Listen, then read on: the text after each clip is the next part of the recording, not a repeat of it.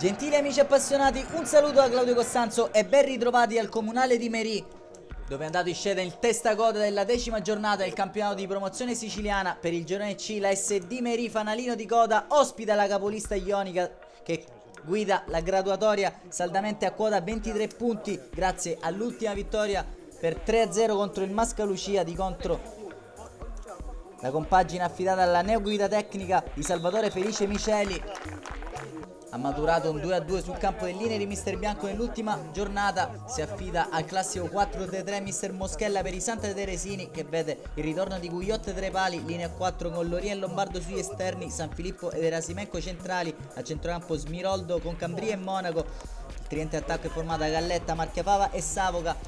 Per il Merì scende in campo con l'1 Galli, 2 Lopresti, 3 Caitaz, 4 Alessio, 5 Cordima, 6 Caliri, 7 Impala, 8 Furri, 9 Mastroieni, 10 Ancione, 11 Schifino. Quando siamo già al film della gara che vede la Ionica dopo appena 25 secondi avere l'occasione del vantaggio, furbescamente però Marchiafava manda il pallone in rete con la mano. Verrà ammonito al direttore di gara Grasso e risulterà piuttosto pesante nell'economia della gara questo giallo, quando però al 10° minuto c'è un'altra clamorosa occasione con Monaco servito in verticale da Erasimenco, il suo destro è mandato in corner da una parata plastica di Galli. Nuovo acquisto della formazione di Renica. Al 15° cambia l'inerzia della gara, infatti è Schifino a pescare dal cilindro il jolly che sorprende Gugliotta e porta in vantaggio la formazione locale. Dopo appena un minuto avrà un'altra occasione la squadra di Mister Miceli, qui con il proprio numero 9 Mastroieni. Fa buona guardia però Erasimenco che manda il pallone in corner.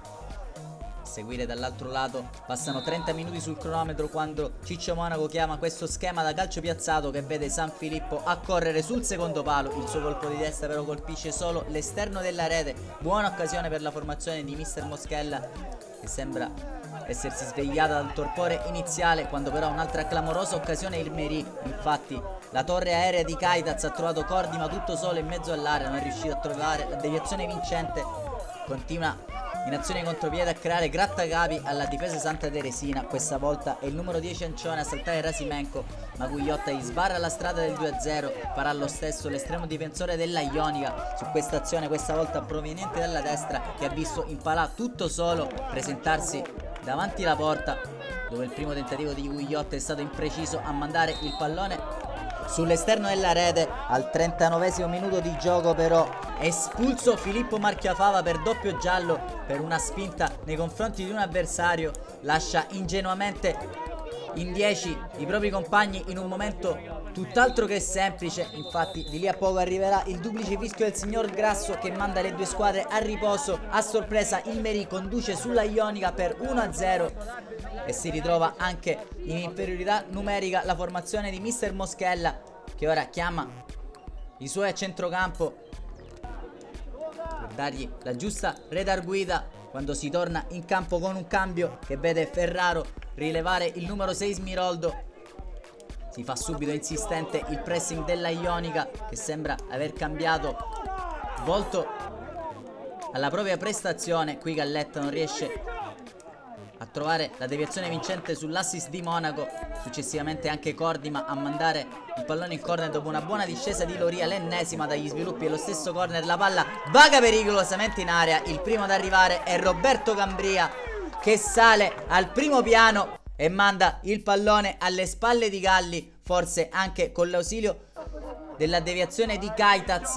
Il risultato però torna in parità al Comunale di Merì, quando Erasimenco però si ritrova un rivale molto scomodo quest'oggi. Infatti è ancora Mastroieni con le sue accelerazioni a creare qualche grattacapo alla difesa Santa Teresina, a costringere Gugliotta in uscita bassa. Qui un altro schema da calcio piazzato invece per la Ionica, libera Loria al destro. Risulta potente ma non preciso il suo tentativo, quando lo stesso numero 2 di Mister Moschella mette giù un ottimo pallone, serve tra le linee Ferraro. Il tentativo del neoentrato però termina alto sulla porta difesa da Galli. Dall'altro lato è ancora Mastroieni a involarsi verso la porta di Gugliotta, ruba il pallone a Erasimenco, sta per entrare in area, ci prova col mancino, fa buona guardia però l'estremo difensore della formazione ionica, letteralmente il migliore in campo, il numero 9 della formazione locale, quando dall'altro lato ci prova in coordinazione precaria l'altro numero 9 Luca Galletta. Risulta però velleitario il suo tentativo. Arriva il secondo cambio per mister Moschella, dentro la Foggia, fuori Lombardo per passare a un più che sperimentale 3-3-3 che non frutta grosse occasioni nei 4 minuti di recupero concessi dal direttore di gara Grasso, che infatti manda le due squadre negli spogliatoi. Sul risultato di 1-1 all'iniziale vantaggio di Schifino ha risposto Cambria nella ripresa, un punto comunque guadagnato dalla Ionica per come si erano messe le cose. E allora, augurandosi una lieta visione, Claudio Costanzo vi ringrazia, un saluto e al prossimo servizio.